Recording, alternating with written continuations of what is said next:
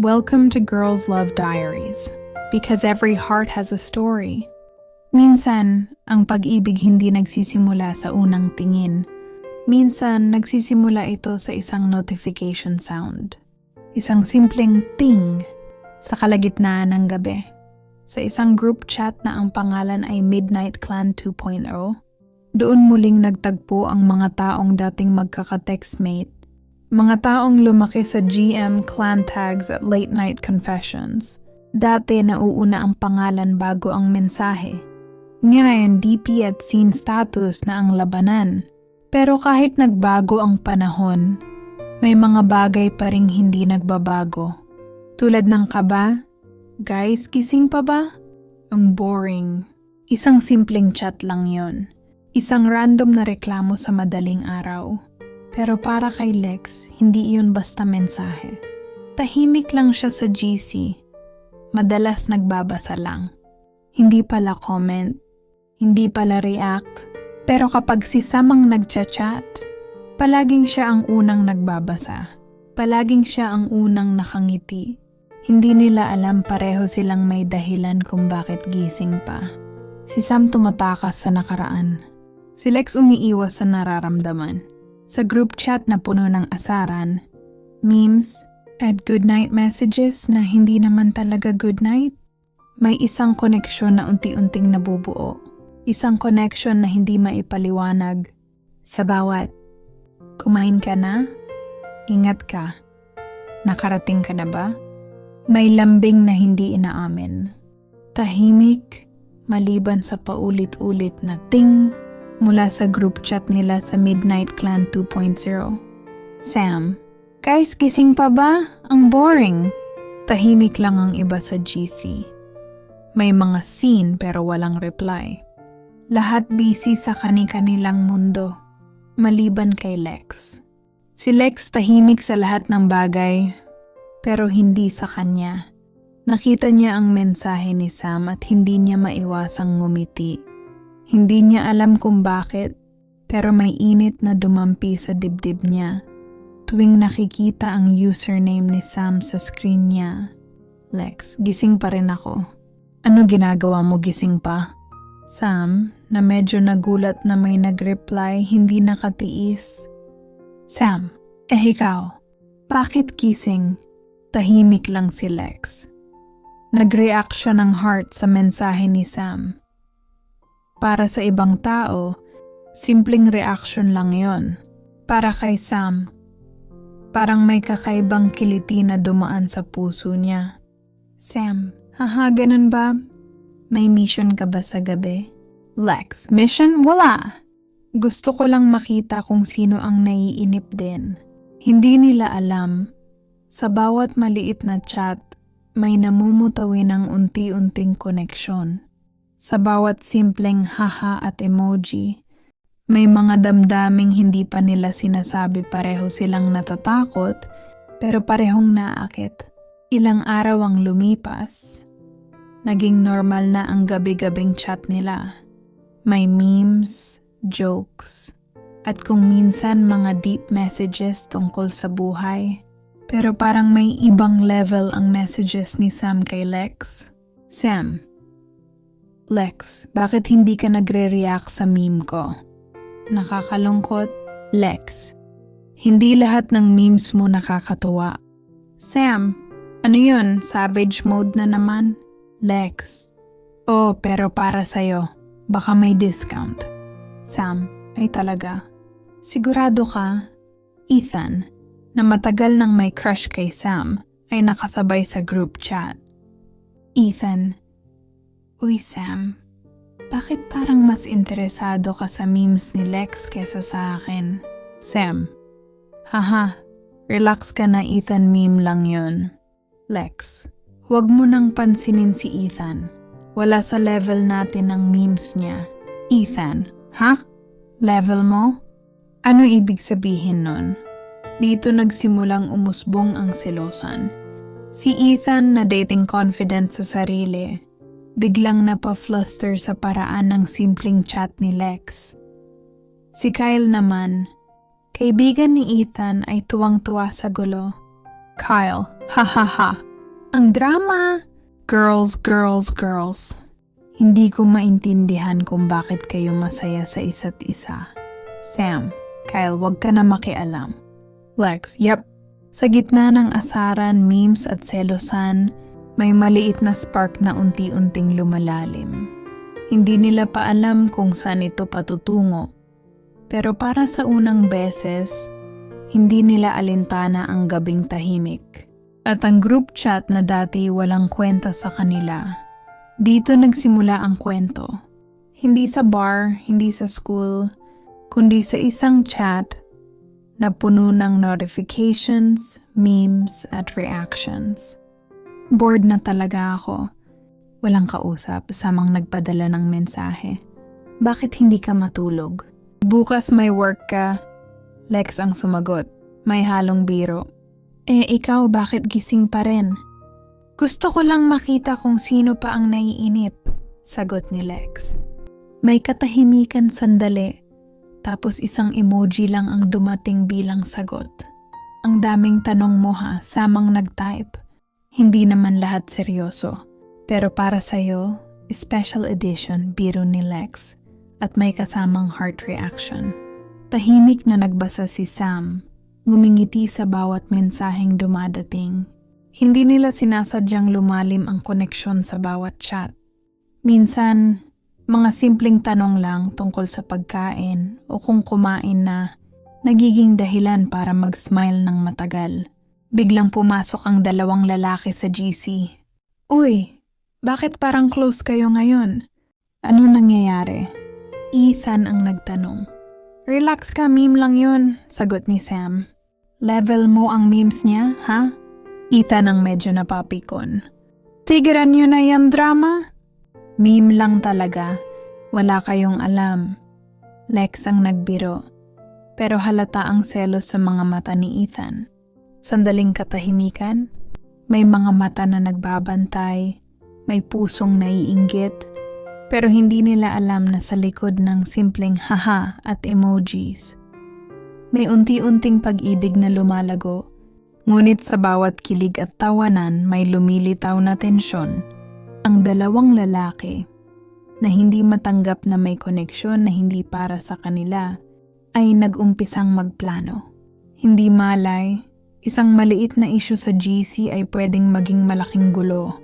Maghanda ka, baka may mangyari.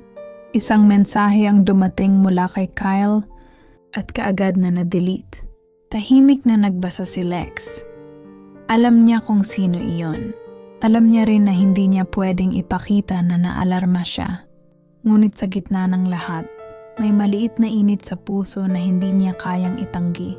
Sa isang simpleng chat lang, nagkaroon na ng kiliti, selos, at lambing. Hindi pa nila alam kung hanggang saan dadalhin ng gabing iyon ang kanilang kwento. Hindi nakalipas ang ilang araw. Naging routine na ang gabi-gabing chat nila. Mga memes, asaran, at simpleng good night messages na hindi naman talaga good night. Pero sa bawat notification, may kakaibang kiliti sa puso ni Lex tuwing nakikita ang username ni Sam. Lex, bakit hindi ka nag-react sa meme ko? Nakakalungkot, Sam ang nagpadala. Hindi lahat ng memes mo nakakatuwa, sagot ni Lex, tahimik pero may ngiti. Ano yun, savage mode na naman? Oo, pero para sa'yo baka may discount. Sandali ng katahimikan. Tapos biglang sumingit si Ethan sa GC. Uy, bakit parang mas close kayo ngayon? Ano nangyayari dito? Relax ka, meme lang yun, sagot ni Sam. Medyo nagagalit na sa selos ni Ethan. Level mo ang memes niya, ha? Medyo nag-flare ang pride ni Ethan. Huwag niyo na akong ganyanin. Meme lang talaga. Wala kayong alam, Lex ang nagbiro pero halata ang tensyon sa chat. Grabe si Lex ha, parang walang pakialam eh. Pero bakit parang masaya siya sa chat ni Sam? Baka nga mas cute pa sa'yo, Kyle, ang nagdagdag ng asaran, tuwang-tuwa sa gulo. Kyle, wag ka na makialam, tugon ni Sam. Medyo napapapikit sa pang-asar. Yep, Lex, walang pakialam. Pero sa loob may init na lumalalim sa dibdib. Sandali lang. Pero sapat na para mas mapansin ni Sam ang simpleng ngiti ni Lex sa screen niya. Ngunit hindi lang sila ang nagmamasid. Si Ethan, halatang naiinggit at insecure, ay unti-unting nagpaplan. At si Kyle, kaibigan niya, ay walang sawang naghahanap ng paraan para magpasabog ng drama sa GC. Wait lang ha, baka may mangyari dyan. Hindi ko pa napipigil si Kyle Ethan sa sarili niyang chat. Sa gitna ng memes, selos at asaran may maliit na spark pa rin. Sa bawat haha at heart reactions, lumalalim ang connection nila Lex at Sam. Hindi pa man nila sinasabi, ramdam nila pareho may naiibang kiliti tuwing nag-uusap sila sa gabi. At sa gabing iyon, habang natutulog ang karamihan, may dalawang puso na unti-unting nagkakilala sa isang group chat. Guys, hindi na pwedeng puro chat lang. Kailangan na natin ng eyeball. Isang mensahe ang dumating sa GC at agad na sumabog ang excitement. Finally, matagal na tayong walang face-to-face.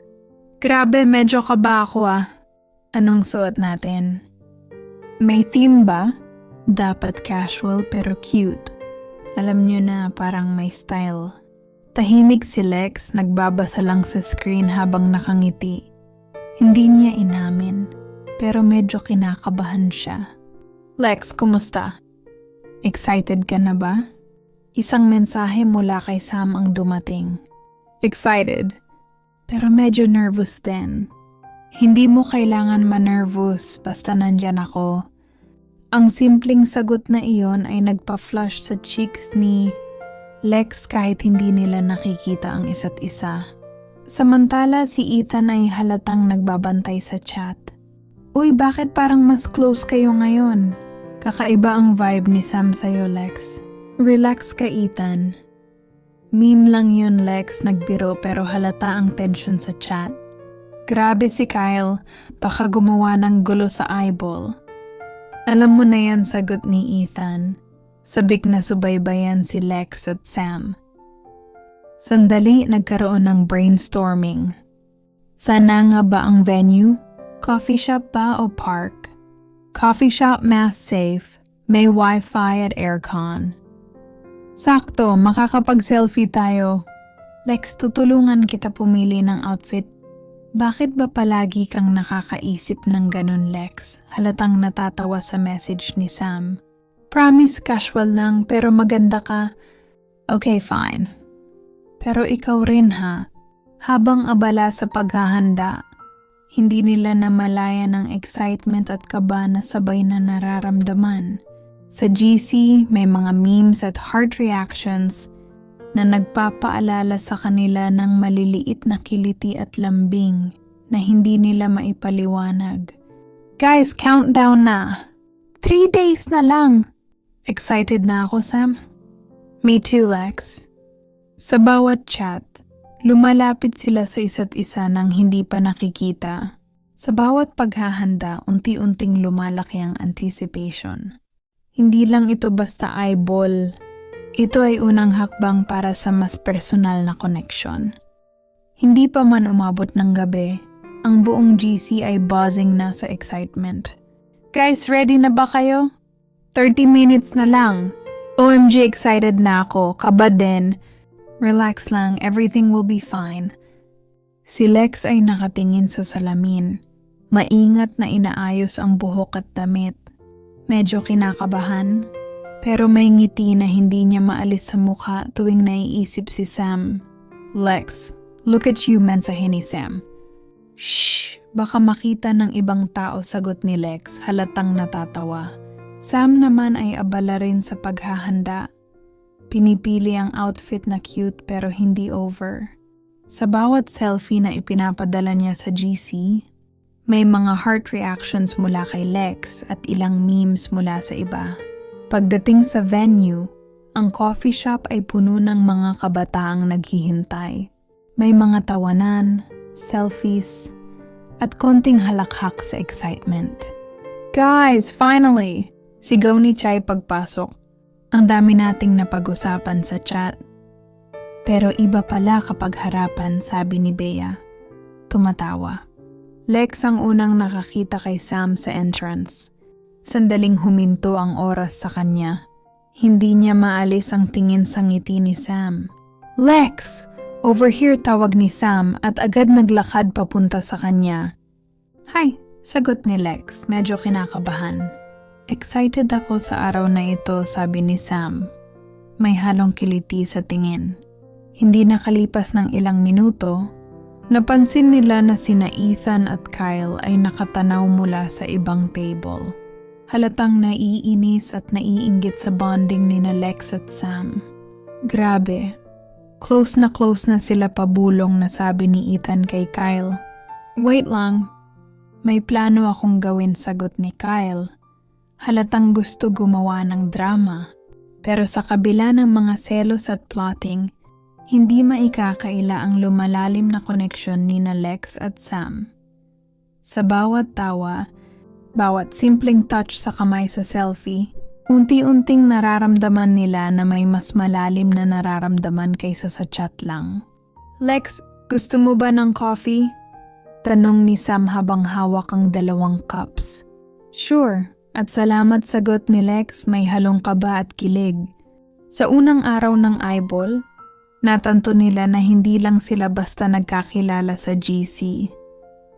Merong spark, may lambing, may kiliti, at sa bawat ngiti at bawat tawa, lumalapit sila sa isa't isa, kahit na may mga matang nagmamasid sa paligid.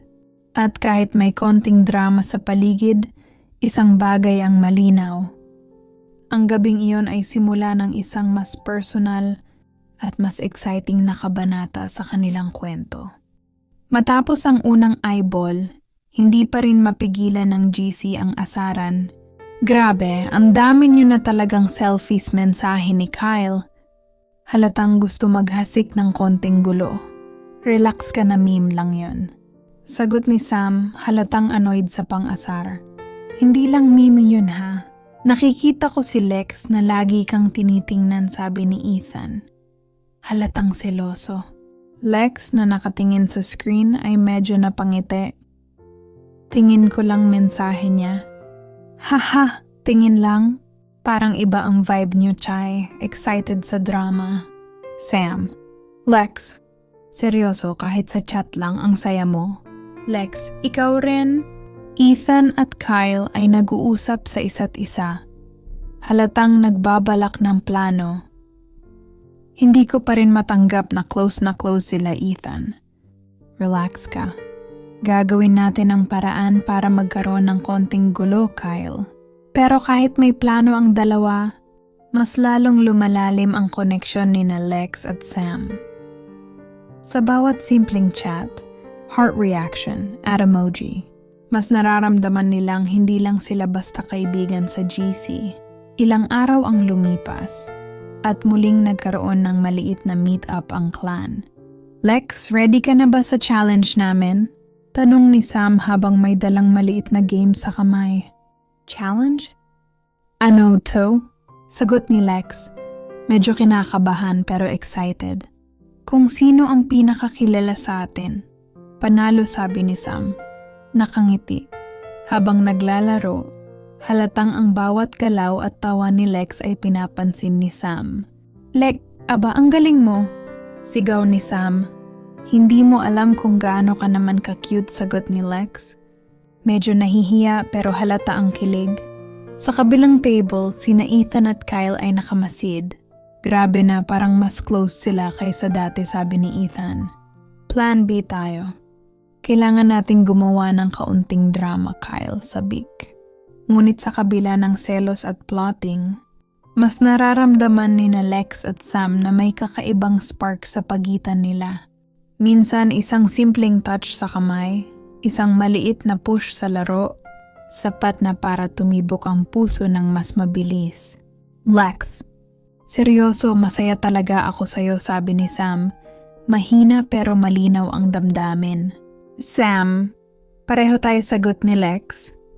Habang halatang nahihiya pero tuwang-tuwa sa kanyang nararamdaman. And sa bawat kiliti, bawat tawa at bawat selos sa paligid, mas lumalakas ang kanilang koneksyon. Hindi pa man sila nagkakaayos ng lahat ng damdamin nila, ramdam na nila na may mas espesyal sa pagitan nila kaysa sa simpleng GC lang. Pagkatapos ng ilang meetups at gabi-gabing chat, ramdam na ni Lex at Sam na may mas malalim na nararamdaman sila sa isa't isa. Ngunit hindi pa rin nila maipahayag ng direkta, lalo na't may mga matang nagbabantay. Lex, bakit parang tahimik ka sa chat kanina? Tanong ni Sam, halatang nag-aalala. Wala, medyo busy lang sagot ni Lex. Pilit na normal pero halatang kinakabahan. Lex, alam mo ba, hindi mo na kailangan itago yung ngiti mo sa akin, dagdag ni Sam. Sandali ng katahimikan, habang parehong nakatingin sa screen. Ramdam nila pareho ang kiliti sa dibdib, na hindi lang basta kiliti ng chat ito na yung may lambing at init. Samantala, sina Ethan at Kyle ay patuloy na nagbabantay. Grabe, parang mas close talaga sila, sabi ni Ethan. Plan B, Kyle nakangiti mischievously. Ngunit kahit may plotting, hindi na nila mapipigilan ang koneksyon nina Lex at Sam. Sa isang simpleng chat at tawa, ramdam nilang pareho, hindi lang sila basta kaibigan. Isang gabi tahimik ang GC. Ang iba ay natutulog na. Lex, pwede ba? Mag-open up ako? Mensahe ni Sam.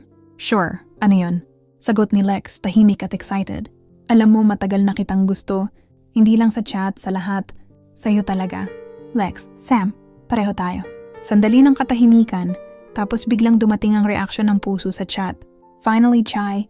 About time, Bio. Sa personal, parehong naramdaman ang kilig, kaba at tuwa. Hindi na kailangan ng memes, heart reacts, o selos mula sa GC. Sa harap ng isa't isa sa unang pagkakataon, Sam, gusto kitang hawakan sa totoong buhay, sabi ni Lex. Lex, okay.